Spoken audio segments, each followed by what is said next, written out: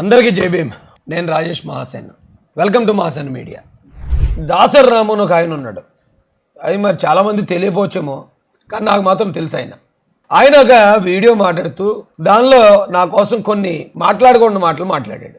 దానికోసం ఈరోజున మీకు వివరణ ఇవ్వాలి, ఆయనకు కూడా చెప్పాలి అనే ఉద్దేశంతో ఈ వీడియో ముందుకు వచ్చాను. జస్ట్ ఆయన వాయిస్ వినిపిస్తాను. అయితే మీరు గత 2 రోజుల క్రితం మహాసేన రాజేష్ ఎవరైతే ఉన్నారో ఆయన పవన్ కళ్యాణ్ గారు ఓటమే లక్ష్యంగా 21 నియోజకవర్గాల్లో మహాసేన పనిచేస్తుంది, పవన్ కళ్యాణ్ గారి పిఠాపురం నియోజకవర్గంలో మేము ఓడిస్తాం, ఆయనకు మద్దతు ఉపసంహరించుకుంటున్నాం అని చెప్పి ప్రకటించిన సంగతి తెలిసిందే. దానిపై మీరు ఏ విధంగా స్పందిస్తారు? ఆయన అడిగాడని ప్రశ్న, మేము 21 నియోజకవర్గాల్లో ఓడించడానికి ప్రయత్నిస్తాం, మేము మద్దతు ఉపసంహరించుకున్నాం. ఈ 2 మాటలు ఏమన్నా రాజ్యాంగానికి వ్యతిరేకం అయ్యి ఎవరినైనా మేము దూషించినట్ట, ఎవరి మనోభావాలన్నా గాయపరచామా? రాజ్యాంగం ఒక హక్కు ఇవ్వలేదా? ఆ మాట అన్నాను నేను. అందులో ఏం తప్పు ఉందండి? మహాసేన రాజేష్ అనే వ్యక్తి గతంలో కూడా అతను జగన్మోహన్ రెడ్డికి అనుకూలంగా ఉండి పవన్ కళ్యాణ్ గారిని వీళ్ళని నీచంగా విమర్శించిన వ్యక్తి. పవన్ కళ్యాణ్ గారిని నీచాతి నీచంగా విమర్శించాడు అనేది బాగా హైలైట్ చేసుకొస్తున్నారండి. వాస్తవానికి ఈయన దాసర్ రాము గారు జనసేన నాయకుడు, కానీ ముసుగు ఏంటంటే కాపు, బలిజ, తెలగ, ఒంటరి, దక్షిణ భారతదేశానికి నాయకుడు అని చెప్పుకుంటాడు ఆయన.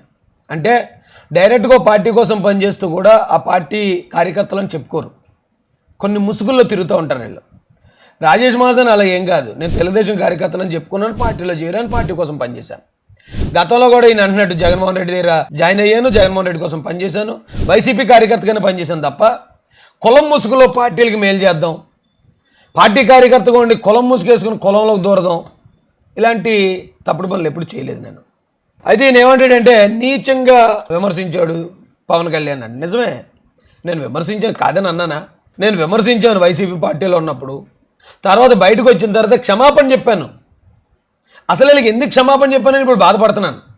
క్షమాపణ విలువ తెలియని వ్యక్తులకి, క్షమాపణ అంటే తెలియని వ్యక్తులకి అసలు క్షమాపణ చెప్పి నేను ఆ క్షమాపణకున్న విలువను తగ్గించేశాను. అది చెప్పబోయినా ఇలాగా మాట్లాడుకుందరు కదా, ఇలాగే నా మీద ఆరోపణలు చేద్దరు కదా, చెప్పడం వల్ల ఏంటి ఉపయోగం? అనవసరం చెప్పాను అనుకున్నాను. అయితే వీళ్ళకి వాళ్ళు నిజంగా అంత పౌరుషవంతులు, ఎవరన్నా తిడితే బేబే వాళ్ళని క్షమాపణ చెప్పినా కూడా క్షమించనంత పౌరుషవంతులు అనుకుందామా? అలా అనుకుంటే చంద్రబాబు ప్రభాకర్ గారు గట్టిగా లెఫ్ట్ అండ్ రైట్ చాలా గట్టిగా ఇస్తాడు చాలాసార్లు.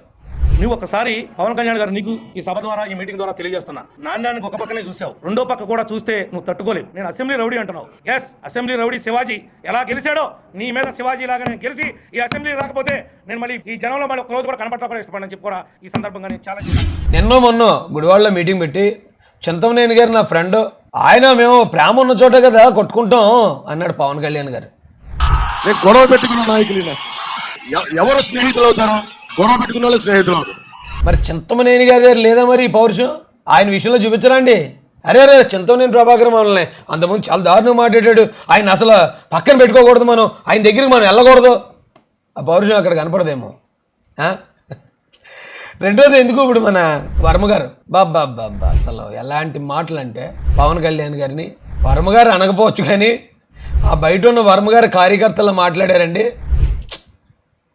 మరి వర్మగారు క్షమాపణ చెప్పారా? మీరు వెళ్ళి ఇప్పుడు వర్మగారి దగ్గర ఉన్నారు, లేదా మీరే వెళ్ళి వర్మగారికి క్షమాపణ చెప్పారా అండి? రాము గారు, దాసర్ రాము గారు, ఆయన అక్షంతలేసి ఆశీర్వదిస్తూ ఉంటే పవన్ కళ్యాణ్ గారి దండం పెట్టి ఆశీర్వచనాలు తీసుకుంటున్నారు.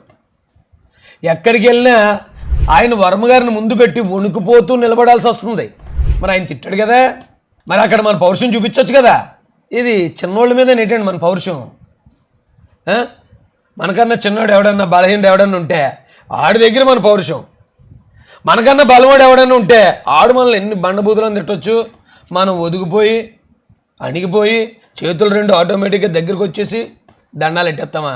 ఇప్పుడు మీరు పిఠాపురంలోనే ఉన్నారు కదా, ఏమో ఆ మాట అని చూడండి, స్టేట్మెంట్ ఇవ్వండి. వర్మగారు మా నాయకుడిని ఇలా తిట్టించారు, వర్మగారు క్షమాపణ చెప్పాలని ఒక్క స్టేట్మెంట్ ఇచ్చి చూడండి.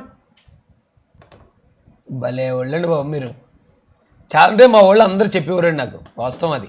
అరే బాబు రాజేష్, నువ్వు ఎవరినన్నా నమ్ము, కానీ ఆ జనసేన వాళ్ళు మాత్రం నమ్మకరా బాబు. నువ్వు అవసరం అయితే జగన్మోహన్ రెడ్డి నన్ను నమ్ము, చంద్రబాబు నాయుడు గారు ఎలాగ మంచోడు. అది కాని పరిస్థితుల్లో నువ్వు జగన్ అన్న నమ్ముగా నువ్వు పవన్ కళ్యాణ్ని, ఆ పవన్ కళ్యాణ్తో ఉన్న వ్యక్తులు మాత్రం నమ్మొద్దనివారు. నేనేమనుకున్నానంటే మనల్ని బట్టే కదా ఎదుటోళ్ళు ఉంటారు, మనం ఒక అడుగు ముందుకేస్తే వాళ్ళు కూడా మనకు ఒక అడుగు ముందుకు వస్తారు కదా, మనం తగ్గి వాళ్ళని కలుపుకుంటే వాళ్ళు కూడా మనల్ని కలుపుకుంటారు కదా అనుకున్నాను.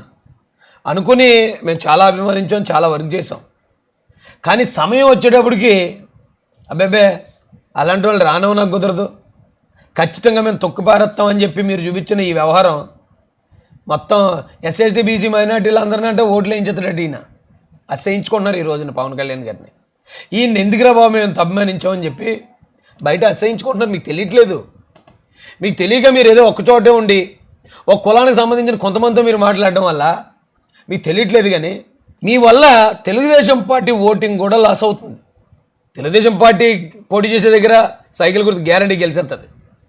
కానీ మీ వల్ల తెలుగుదేశం కార్యకర్తలు కూడా ఈవేళ మీరు అక్కడ పోటీ చేయడం వల్ల తెలుగుదేశం కార్యకర్తలు లేకపోతే మరొక బీసీలు, ఎస్సీలు, ఎస్టీలు వీళ్ళందరూ కూడా మీ వల్ల ఇబ్బంది పడుతూ వీళ్ళు గెలిస్తే వీళ్ళు అసలు తిన్నగా ఉండరు, వీళ్ళు ఇప్పుడే ఇలా చేస్తున్నారు వీళ్ళు అనే భావనలోకి వెళ్ళిపోయారు. ఇలాంటి మాటల వల్లే రాము గారు మీ మీద నాకు మంచి అభిప్రాయం ఉండేది.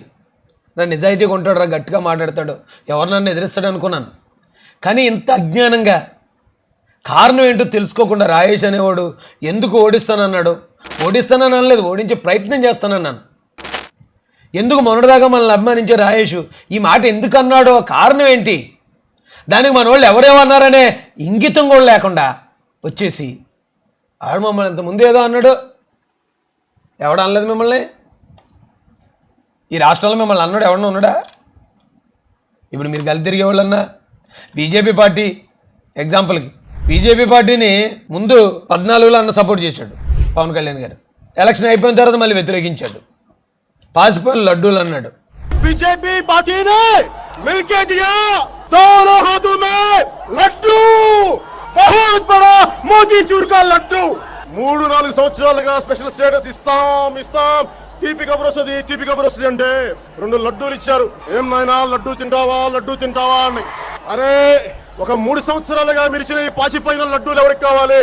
నరేంద్ర మోడీని ఆ ఉత్తరప్రదేశ్ వాళ్ళకి, ఉత్తర భారతదేశం వాళ్ళకి మనం నడువులు వంచేయకూడదు అన్నాడు. ఎలక్షన్ ఓడిపోయాడు. వెంటనే మళ్ళీ నడువులు వంచేశాడు. అంటే ఎంతమంది తిట్టలేదు అప్పుడు. ఇప్పుడు వాళ్ళతోనే కదా కలిసి ఉన్నారు మీరు. ఒక్క రాజేష్ మాసని మాట్లాడిన మాటలు మాత్రమే. అంటే మీకన్నా ఎవరన్నా కొంచెం చిన్న స్థాయిడు మాడితే మాత్రం బాబు వాడి మీద చాలా ప్రతాపం చూపించేస్తారు మీరు.